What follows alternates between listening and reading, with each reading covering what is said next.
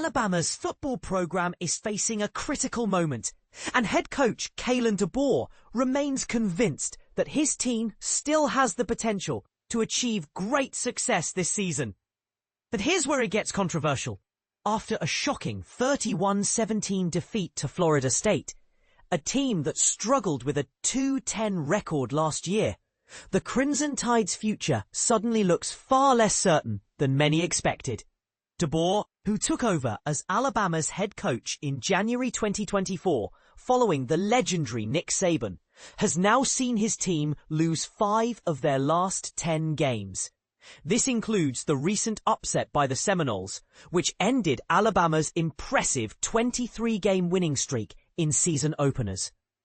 To put that into perspective, Alabama was favored by 13.5 points in that game, making the loss even more surprising and raising eyebrows among fans and analysts alike. During the SEC coaches teleconference on Wednesday, DeBoer addressed the situation with a mix of realism and optimism.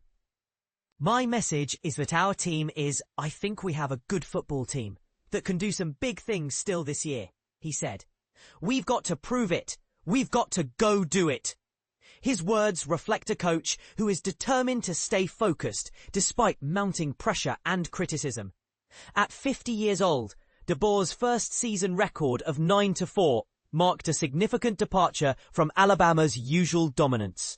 It was the first time since 2007, when Saban's inaugural team went 7-6, that the Tide lost more than 3 games in a season. This decline has sparked intense debate among fans.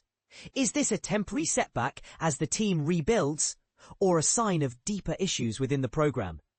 Adding to the concern is the fact that Alabama has now lost 4 games as a double-digit favorite in just 14 games under DeBoer's leadership.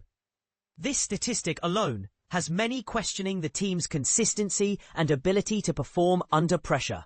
Despite these challenges, DeBoer is committed to maintaining his course as Alabama prepares for Saturday's home game against Louisiana-Monroe, scheduled for 7:45 p.m. ET on the SEC network. The team's ranking has also taken a hit, dropping from number 8 to number 21 in the AP Top 25, their lowest position since the preseason poll of 2008, when they were ranked 24th. To this point, it's been just me being able to focus on football, and I appreciate that, DeBoer shared, emphasizing his dedication to the sport and the team's progress. Injuries are also impacting the Tide's lineup.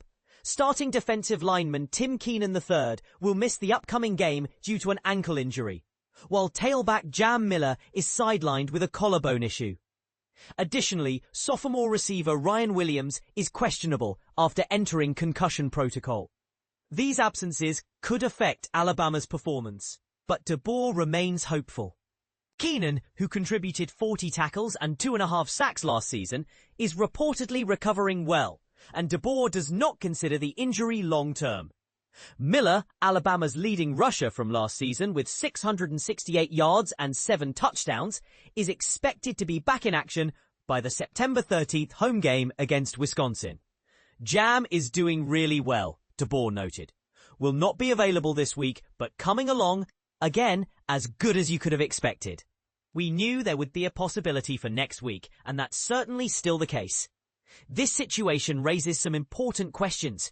Can DeBoer turn things around and restore Alabama's dominance, or is the program entering a new era of unpredictability?